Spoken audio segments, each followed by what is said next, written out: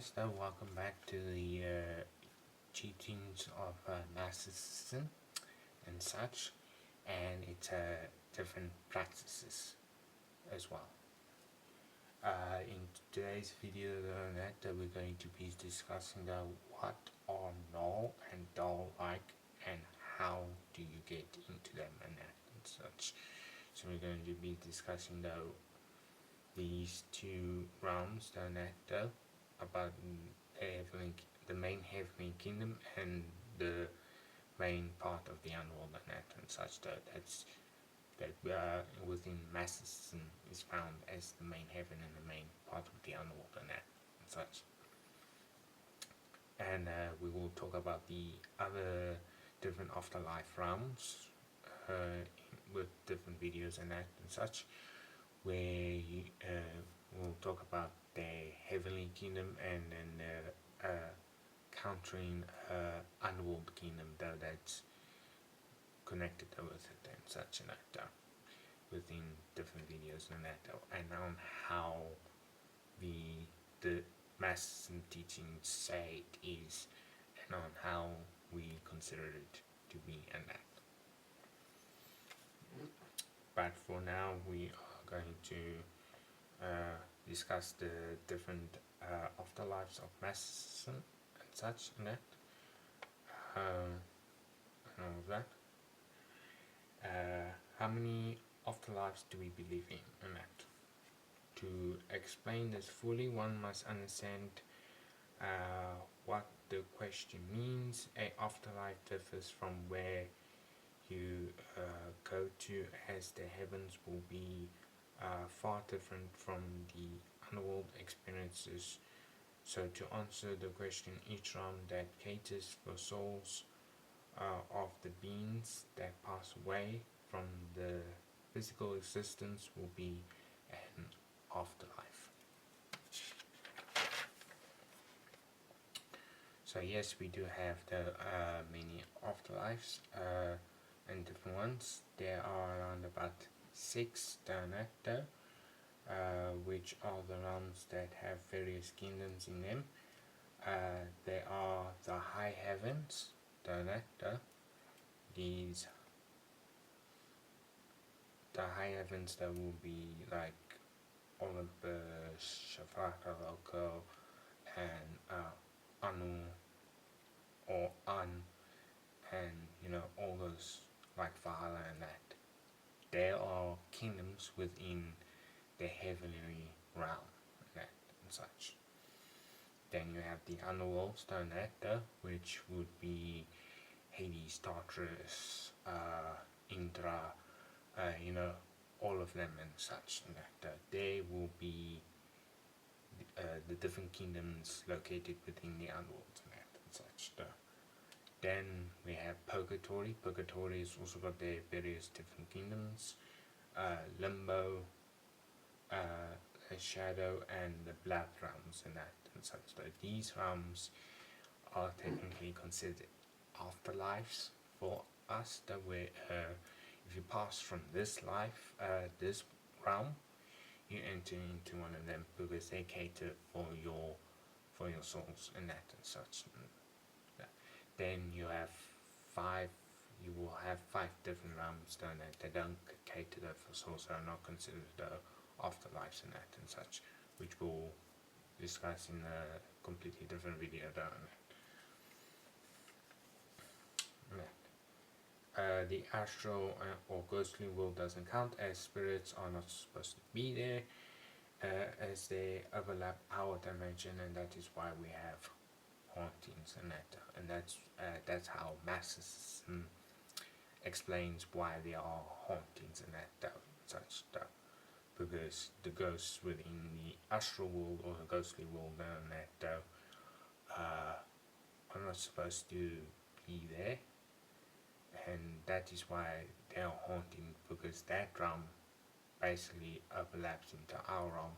And if you have astral projected and you will notice that it can mimic perfectly this world and but there are certain things that will be there that's not here and such. And the astral order and that is negative to positive, where we're positive to negative and that and such. That's how it's usually explained though and such though. With a loose base explanation on that though, I could go into big details with that though, but that will make this video though extremely long and that and such though. How do we know which one we are heading for? Which afterlife are we heading for? How do we know which one we are going to go to? Mostly we do not know, as we can set a path down that though. In this life down that though, you can like set a path down that though with every one of your decisions, as I've explained in the other video, in the other teaching video on that though, and such though, that your decisions on how you exit this world is very important in that, and that can determine which afterlife you can go to and that and such though. And I hope it's the correct one while we are alive and that and such though. So it's more of doing what you feel is right for you and that and such though, without though trying to hold or capture anyone else doing that, don't stop them from doing what they feel is right and such and that. As we are only able to find out when we cross that threshold and that we can only know once we do pass on and that and such though. However, using pacts and oaths that bind you to a certain god, angel, demon or high entity of sorts will guarantee that you would go to their realm that they are from, provided that the pact lasts until you die and that, until your final moments and such though. So if you make a pact with a certain demon or deity and that though, and such though, you are binding yourself to them and such though, so that when you pass down that though, you go to their realm and you serve them there in that different dimension and that and such though, in that afterlife and such though. It's not selling your soul down that though. You make that perfectly clear down that, because I see a lot of people down that always asking you sell your soul and all that. You cannot sell your soul down that though and such though. What you're doing though with the pact though is that you're agreeing though and such though to say you want to be famous and that and such though. So the pact is that you're famous for such and such time down that though and that until you die and that and such though. Then when you die, you're trading in your time of service towards to that entity or deity and such and that though. So when you go there, now you must serve them and that and such though. They don't own your soul. Your soul is you, don't it? Your body is just your avatar and that and such though. You meet your medium, your connection to this realm, don't that though. This is what you're using and that though, to be in this world and such though. So in your afterlife, you're serving that deity down that, because it's the exchange that you agreed upon for to make you famous for your time here, because your time here is limited and that and such though. Because eventually down that though, we're all biting the dust one way or another and such though. So time limited here, you're famous, you have the fame, you have the money, you have the glory, but when you pass on, you will need to hold your end of the bargain down that with that entity, god, deity, or demon, or whoever that you make the pact with. And you will go over to their where they're from, don't they? So for the demon, obviously the animal, for the god, it's either in the underworld again, or to one of their paradises and such stuff. Because there are underworld gods, there are heavenly gods and such.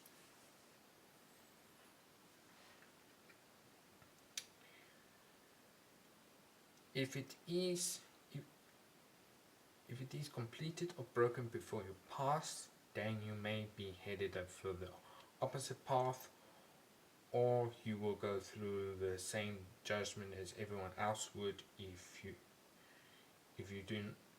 If not, you may maybe be left in the astral realm as becoming a ghost or phantom. So making a commitment to one or more gods or other entities will allow you to have a peace of mind at the end of your journey and that such stuff. You don't necessarily need to, not everyone needs to do that though, but it's just a way of saying that for you to feel a peace of mind that so that you can feel that you will go to their realm and such stuff.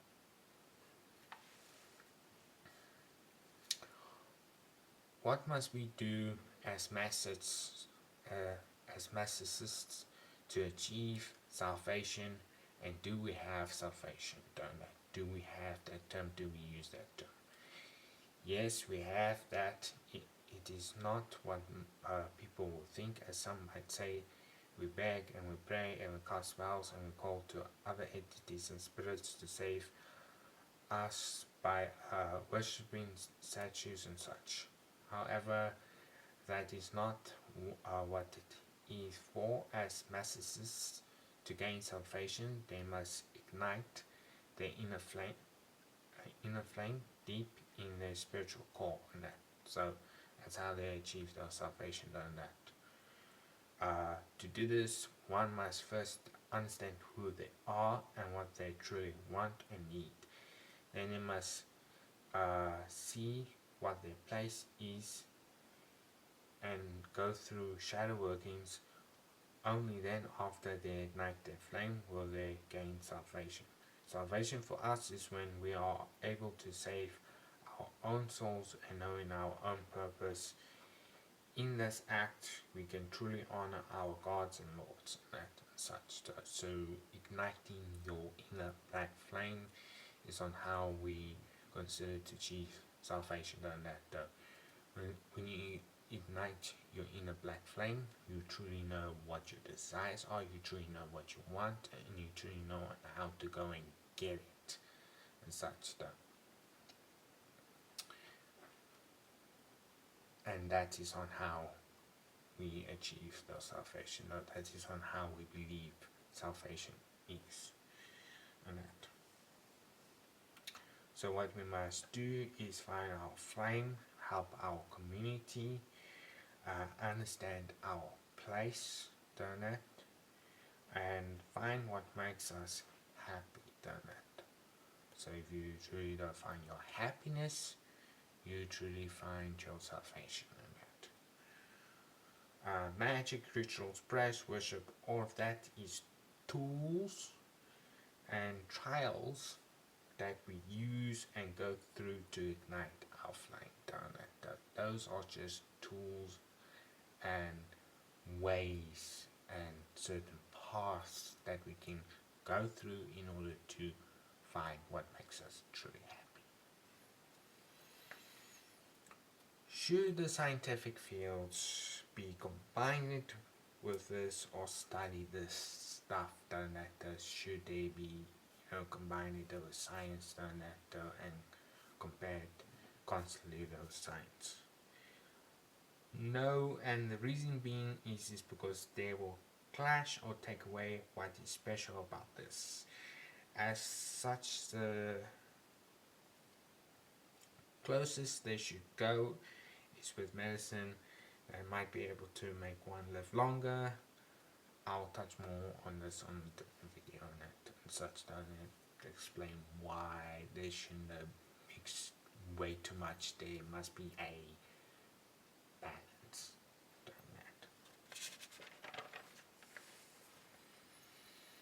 Is it possible to die in the afterlife since it's just another life? Yes, it is, as this can be classed as the final death. However, it will only happen in certain type of conditions. For example, in Null or Daul, when this happens, here the black angel takes the remains and offers it to the tree of creation, the Yggdrasil tree, to honor the cycle of life and death and to allow new souls to grow and act and such. So very certain conditions that must happen in order for one to actually no longer exist within the afterlife, and the energy is not technically destroyed. It's just technically because you can't truly destroy any type of energy, so it's more used up and it's not in a specific form anymore. It's now just like messed up energy and that and such. So the black angel will take that and give it over to the crystal tree, the tree of creation, and allow it to birth, to use and reuse that energy to birth a completely new, different soul.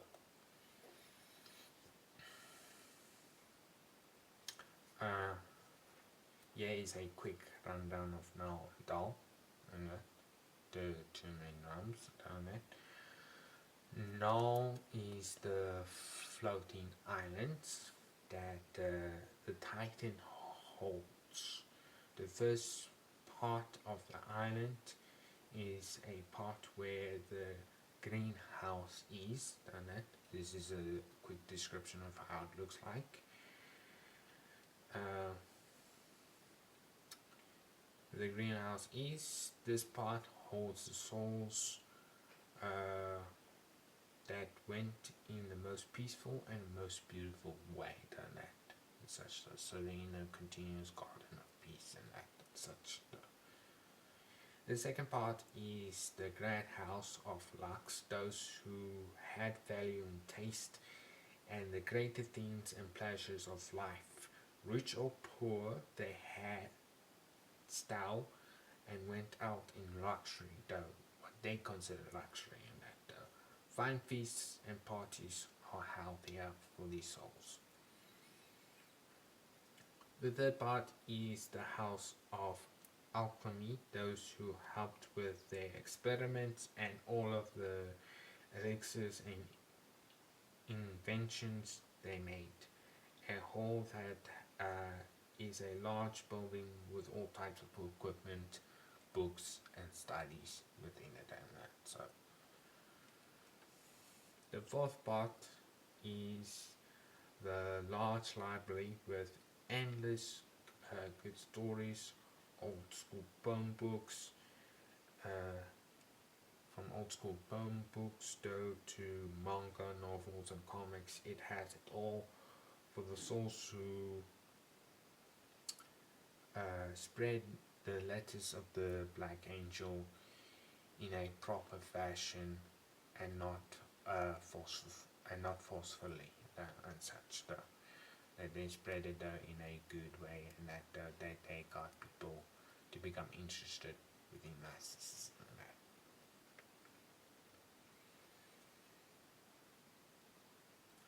The last part of the island are the Dark Castle, where the throne of the Black Angel and is, and in the center is the greatest creation of all, his garden.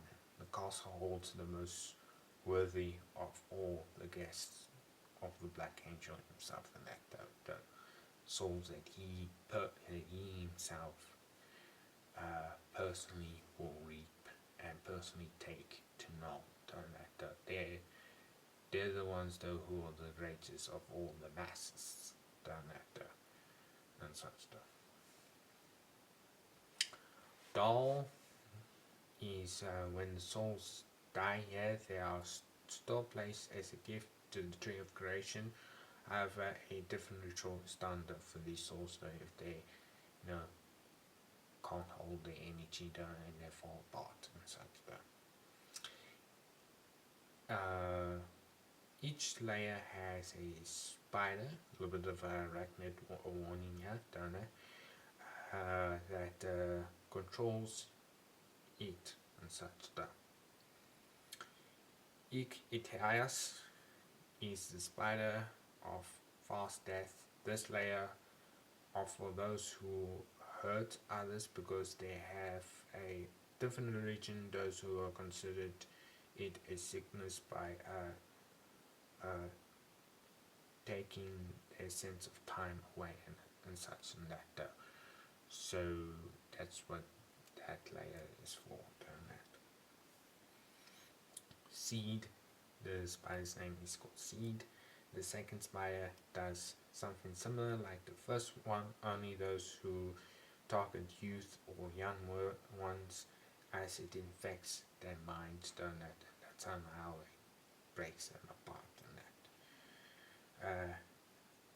Vikwa, don't it? The third spider that tortures those who use lies to inflict trauma on others, especially those who do so for religious manners and all that such stuff and such stuff.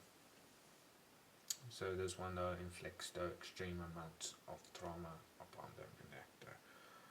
Paranox, the spider of rage, those who abuse and those who senselessly harm others with no cause, mostly of either the religious differences or whatever differences and that and such stuff, with pure rage and discrimination and that and hate. This spider will torture them the same way as they did with their victims. Ituas, though the dark spider of oaths, she will torture those who break blood pacts and those who break a promise and lead to chaos and suffering and that though. Only those who are the most unlucky ones will see her and that and such stuff. So that spider will attack them as such and that. So that is just a breakdown or quick description of them and such though. I will make a little bit of a different short though and that though, showing you speaking a little bit more about it and that and such stuff. But I will see you in the next video and that and such though. And remember, if you have any questions, put them in the comments and that and such though. Until then.